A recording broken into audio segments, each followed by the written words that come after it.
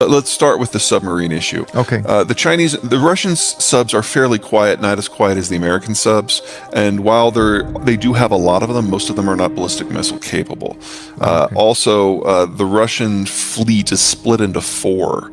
There's a Pacific fleet, a Baltic fleet, a Black Sea fleet, and an Arctic fleet. So it's not like these are all in one place that they can sail together and do a giant armored punch. And it's very easy to monitor everything that is coming out of the Black Sea because it has to go through the Bosphorus, everything that comes out of the Baltic because it has to go through the Danish Straits, and everything that comes out of Murmansk on the Arctic because there's a buoy line in the North Atlantic. So those three components of the fleets, I don't suggest that they're no challenge whatsoever, but it's really easy to have a force multiplier because of the geography. The Pacific Fleet is different because there's a trench right off that they can drop down into, drop below the thermocline, and then maybe be undetected. But the United States has been tracking them there for 60 years, and they're pretty good at it. So I'm not too worried about that. China has to get through the first island chain. And so no matter where the Chinese sail, they have to go through a strait that's monitored visually and with sonar. So I don't mean to suggest that there's no military threat there at all, but it's a very manageable one, and it's impossible for the Chinese and the Russians to coordinate just because of the geography. Let's move to Ukraine.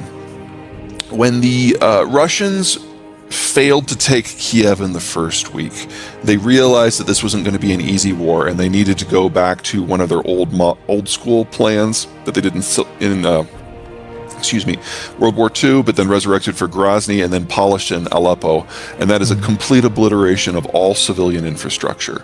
The idea being, if you destroy the capacity of people to live in a place, they will naturally split themselves into two groups. One becomes refugees, and they leave, and so you don't have to worry about them. And the other become fighters, and so anyone who stays you can shoot on sight.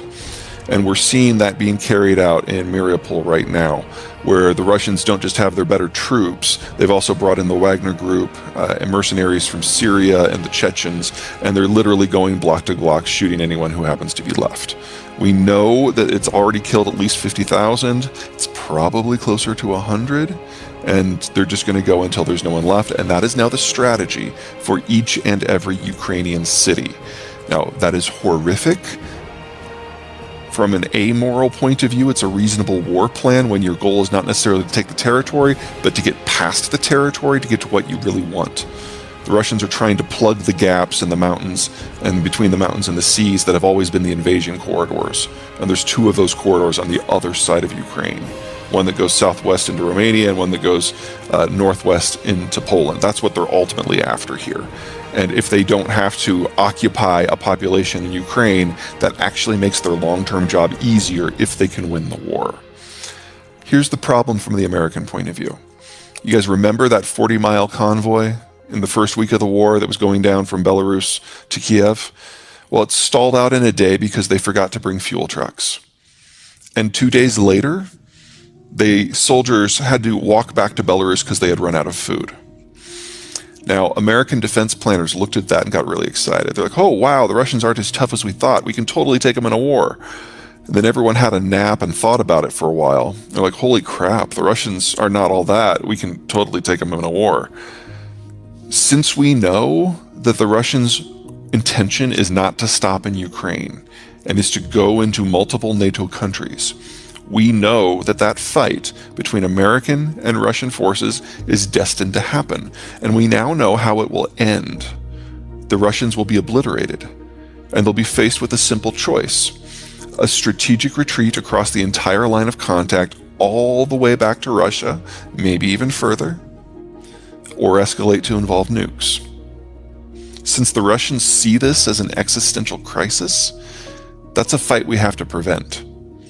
And so the United States, specifically NATO in general, is sending any weapon system that we possibly can that can be carried or put in a truck.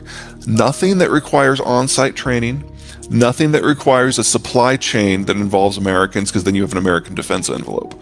Nothing that requires American troops on the ground. But everything else we're sending in, because if we can't kill Russia in Ukraine, nukes come into play. And that is what we're trying to avoid now. Yeah, sorry, Jim. Just one follow up. Speaking of that, and by the way, I'm Danish by background, and of course the former Secretary General of NATO was Danish as well, and he admitted on television not long ago that, frankly, under his reign, that they had completely underestimated or misread the situation over the years, so to speak. And of course, we know the NATO countries never paid up to the 2% that they had promised in 2011, all of that stuff. But just out of that topic, I mean, I think I heard last night that actually now they will be receiving even helicopters, the Ukraine. And, you know, and then you could ask, well, what's the difference between a helicopter and a fighter jet? I mean, they're both in the air, all of that stuff. My question is really, at what point do the NATO countries give a piece of weaponry that the Russians say, that is one step too far, now we are at war with NATO? Yeah, no, and that's absolutely the concern.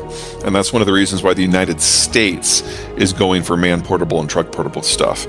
Countries that are closer to Europe, obviously, even if this war doesn't go nuclear, if you're Poland and you're Romania and you know ultimately the Russians are coming for you, that changes your math and that changes the risks you're willing to take. And if you border Poland or Romania, same general thing. Also, the Central European countries have a lot of equipment that dates back to the Soviet period that the Ukrainians know how to work, so you don't have to worry nearly as much about that logistical supply line. The concern is going to be fuel. Ukraine used to get all of their fuel from Russia, and now we're in a situation where if you're going to supply them with something like a helicopter, that takes a lot of fuel. And so there are going to be trucks that have to cross, and there has to be supply chains going back and forth. Luckily, a fuel truck doesn't necessarily require a NATO driver. You can just turn that over to Ukraine. But I totally agree that we are moving into a gray area here, bit by bit by bit. The systems that the Americans are providing are upgraded systems of the things that the Ukrainians already know. So, for example, when we went from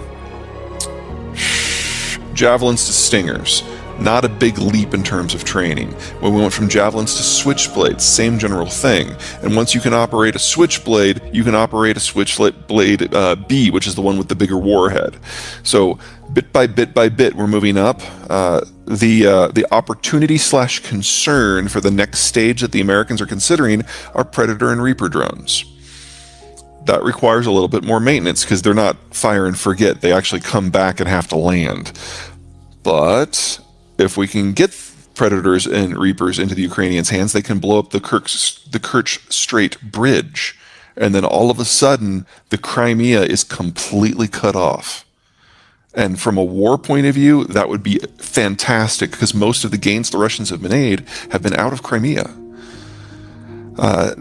We're in war. There are risks. Yeah.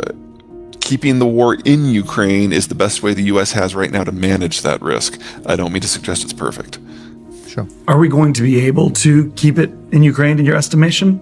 I mean, you're negotiating with a terrorist, right? Essentially, they have a gun to your head, and which is nuclear weapons, and we're because of that trying to negotiate. We're being incremental, trying to appease.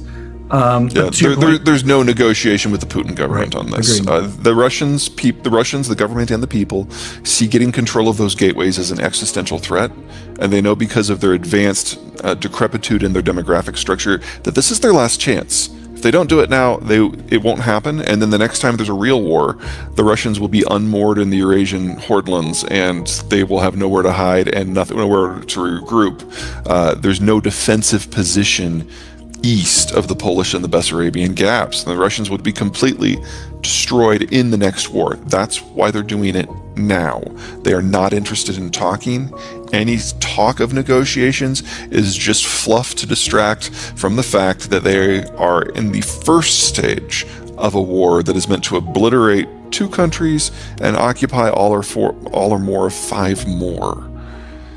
Given that I feel like there has to be almost a calling of that, as scary as it sounds, a nuclear bluff, right? I mean, if you continue to appease because of your fear of that detonation of that jacket, right? Ultimately, you're going to lose this war in Ukraine. So, what do you do?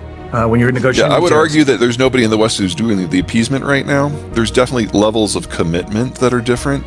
And I think we're only a few weeks away from either the Europeans, number one, putting a spine in Germany and cutting off the energy exports, or number two, the Ukrainians just saying screw it and blowing up the pipelines themselves. Because right now, the Russians are getting almost $1 billion a day of income from their sales to Europe, and that is not a tenable situation, especially considering what is at stake here for the rest of the world.